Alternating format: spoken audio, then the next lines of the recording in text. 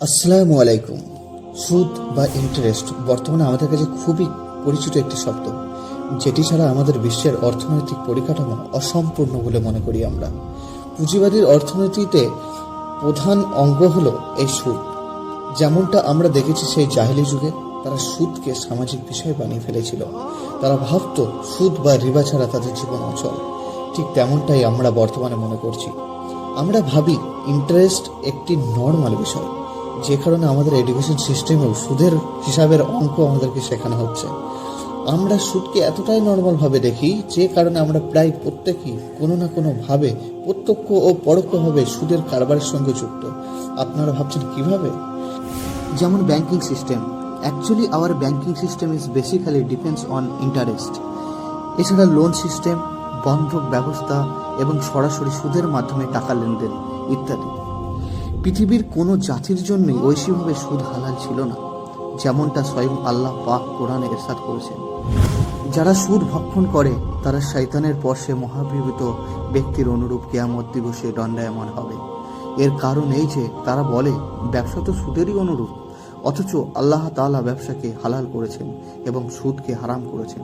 অতঃপর যার নিকট তার রবের পক্ষ হতে উপদেশ সমাগত হয়, ফলে সে নিবৃত হয়। সুতরাং যা অতীত হয়েছে তার কৃতকর্ম আল্লাহর উপর নির্ভর, এবং যারা পুনরায় সুদ গ্রহণ করবে তারাই হচ্ছে জাহান্নামের অধিবাসী, সেখানে চিরকাল অবস্থান করবে।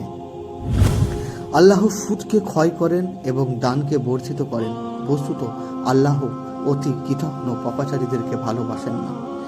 হে বিশ্বাস স্থাপনকারীগণ, আল্লাহকে ভয় করো, এবং যদি তোমরা মুমিন হও তাহলে সুদের মধ্যে যা অবশিষ্ট রয়েছে তা বর্জন করো। কিন্তু যদি না করো তাহলে আল্লাহ তার রসুলের সাথে যুদ্ধ করতে প্রস্তুত হয়ে যাও। আর যদি তোমরা ক্ষমা প্রার্থনা করো তাহলে তোমাদের মূলধন পেয়ে যাবে। তোমরা অত্যাচার করবে না এবং তোমরাও অত্যাচারিত হবে না। এছাড়াও আরো বলেছেন, হে ঈমানদারগণ, তোমরা দ্বিগুণের উপর দ্বিগুণ সুদ ভক্ষণ করো না এবং আল্লাহকে ভয় করো, যেন তোমরা সুফল প্রাপ্ত হও। মানুষের ধন সম্পদ বৃদ্ধি পাবে এ আশায় সুদে যা কিছু তোমরা দিয়ে থাকো, আল্লাহর দৃষ্টিতে তা বৃদ্ধি পায় না, বরং আল্লাহর সন্তুষ্টি লাভের আশায় তোমরা যা দান করো তার পরিবর্তে তোমরা বহুগুণ প্রাপ্ত হবে।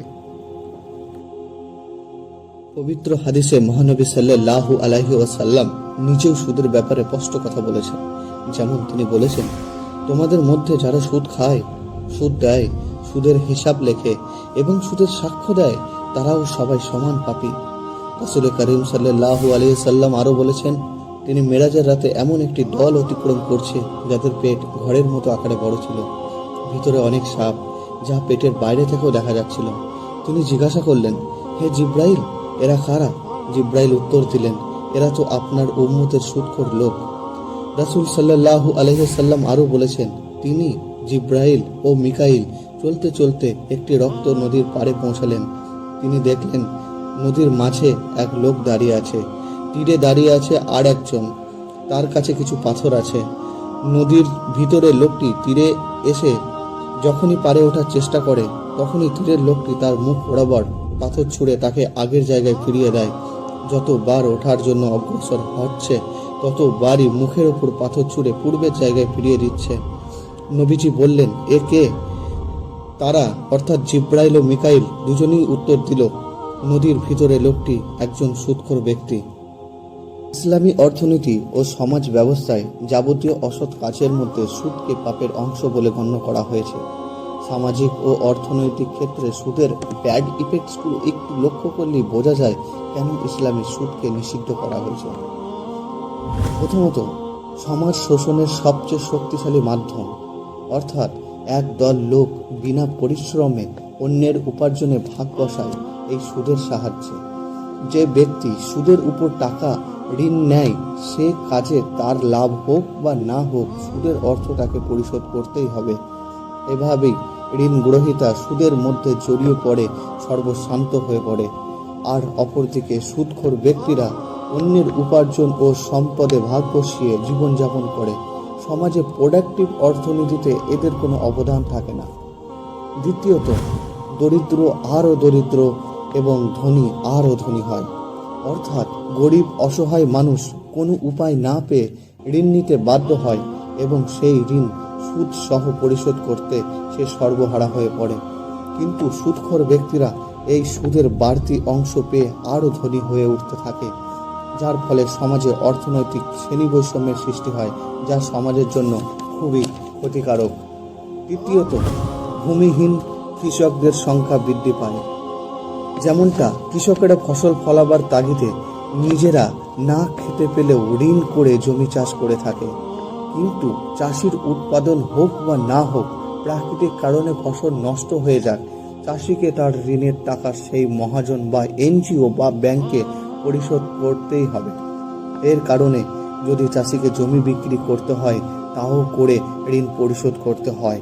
এর ফলে সমাজে ভূমিহীন কৃষকের সংখ্যা বেড়েই চলেছে। চতুর্থত, একচেটিয়া কারবারের দৌরাত্ম্য বৃদ্ধি পায়।